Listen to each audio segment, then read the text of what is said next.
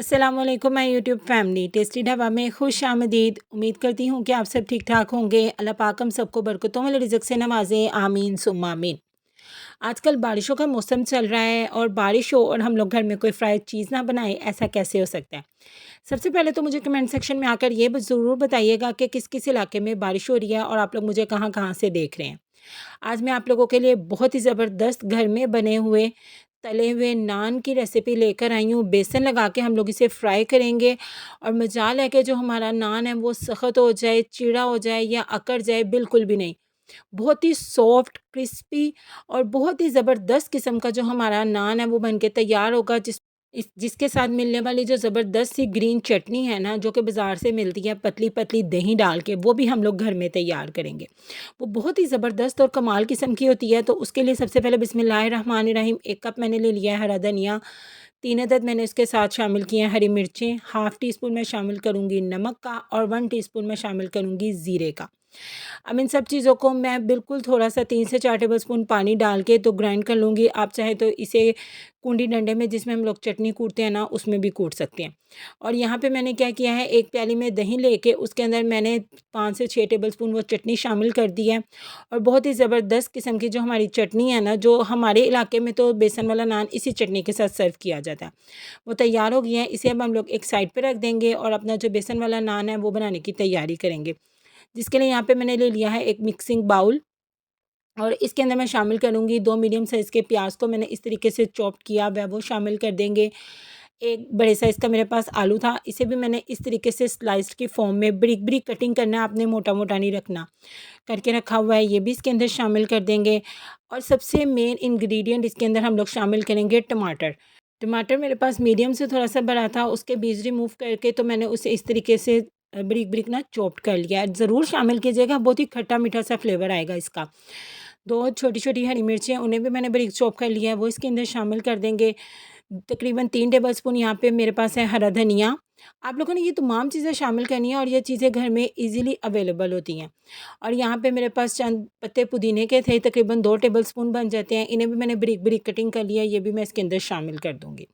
देखिए कितना ज़बरदस्त सी लुक दे रहा है अभी से हमारा जो तले हुए नान का जो मटीरियल है ना वो। तमाम चीज़ें हम इसके अंदर शामिल कर देंगे। अब बारी आती है स्पाइसेस की। 1 टेबलस्पून यहाँ पे मेरे पास भरकर है सूखा धनिया। ये साबुत सूखा धनिया है, इसे मैं हाथों से क्रश करके शामिल करूँगी। आप चाहें तो इसे मोटा-मोटा कूट के भी शामिल कर सकते हैं। 1 टीस्पून मैं यहाँ पे ले लूँगी ज़ीरा, इसे भी हाथों से हल्का-हल्का मोटा-मोटा कूट के ना आपने इसके अंदर शामिल कर देना है। फ्राई आइटम्स में ये जो चीज़ें हैं ना बहुत ही कमाल की लगती हैं। स्पाइसेस में और आगे इसके अंदर शामिल करूँगी हाफ़ टी स्पून हल्दी का, कलर बहुत ही ज़बरदस्त आएगा। 1 एंड अ हाफ़ टीस्पून मैं शामिल करूँगी यहाँ पे पिसी हुई लाल मिर्च का। नमक मिर्च जो है वो आप अपने टेस्ट के अकॉर्डिंग कम ज़्यादा कर सकते हो। 1 टीस्पून भर के मैं शामिल करूँगी यहाँ पे नमक का।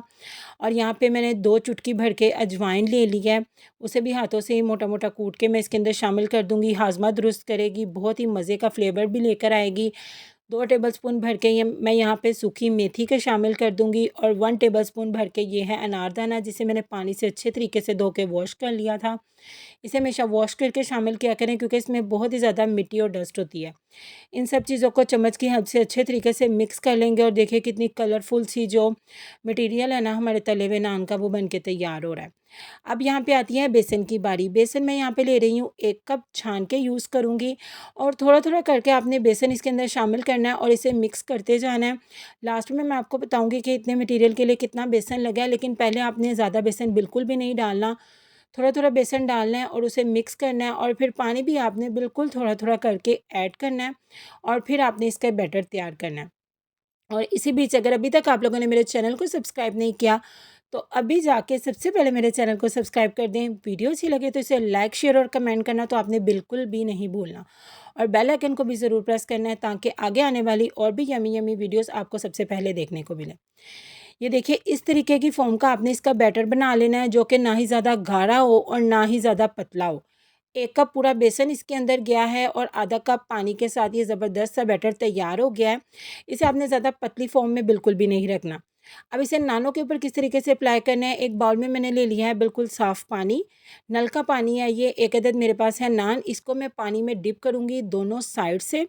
10-10 सेकंड आपने इसको अंदर रखना है नान को, और उसके बाद एक प्लेट में निकाल लेंगे इसे। सबसे पहले जो इसकी बैक साइड है उसके ऊपर मसाला लगाएँगे। इससे पानी में डिप करने से क्या होगा कि जब आपका नान बन के तैयार होगा ना, ये अकड़ेगा बिल्कुल भी नहीं, बल्कि बहुत ही ज़्यादा सॉफ्ट बन के अंदर से तैयार होगा। ऊपर से क्रिस्पी होगा और अंदर से सॉफ्ट होगा। बैक साइड पे भी हम लोग क्योंकि घर में बना रहे हैं तो हल्का-फुल्का सा मसाला लगा लेंगे, और फ्रंट साइड पे तो आपकी मर्ज़ी पे डिपेंड है कि आप ज़्यादा मटीरियल पसंद करते हो बेसन वाला या कम, जिस तरह का भी आप पसंद करते हो। आप लोगों ने सारे साइड्स को कवर कर लेना है। चारों तरफ अच्छे तरीके से आप लोगों ने ना इसके ऊपर ये जो बेसन वाला बैटर है ना वो अप्लाई कर लेना है।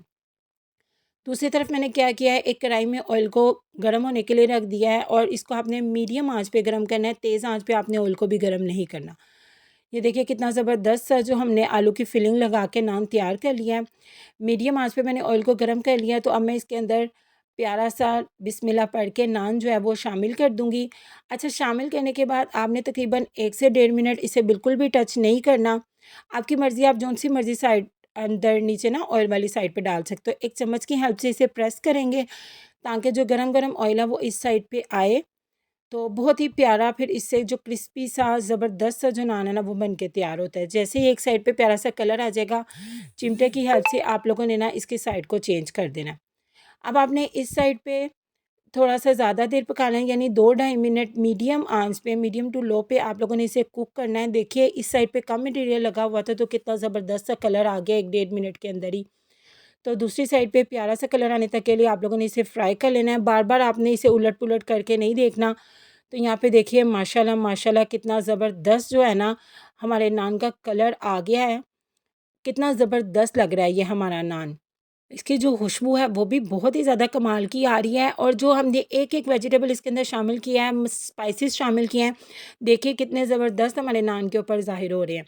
इसी तरह जो बाकी के भी नान हैं मैं उन्हें भी फ्राई कर लूँगी, और ये देखिए जी माशाल्लाह माशाल्लाह फाइनल लुक हमारे तले हुए नान की कितनी ज़्यादा ज़बरदस्त लग रही है। और मैं आपको तोड़ के भी दिखाती हूँ कि कितने ज़बरदस्त तरीके वाला जो हमारा नान है ना वो बन के तैयार हुआ है। हमारी चटनी भी तैयार है और हमारे नान भी तैयार हैं, तो आप लोगों ने इस रेसिपी को ज़रूर ट्राई करना है। बहुत ही गरम-गरम नान है ये, और ये देखिए आलू भी कितने ज़बरदस्त तरीके से कुक हुआ हुआ है, इसीलिए मैंने आपको कहा था कि आलू आपने बारीक-बारीक स्लाइस में कटिंग करना है। नान भी देखिए अंदर से कितना सॉफ्ट है। तो आप लोगों ने इस रेसिपी को ज़रूर ट्राई करना है, और फिर मुझे कमेंट सेक्शन में आकर बताना भी है कि आपको मेरी रेसिपीज़ कैसी लग रही हैं। दुआ में याद रखिएगा, अपना बहुत ज़्यादा ख़्याल रखिएगा। अल्लाह हाफ़िज़।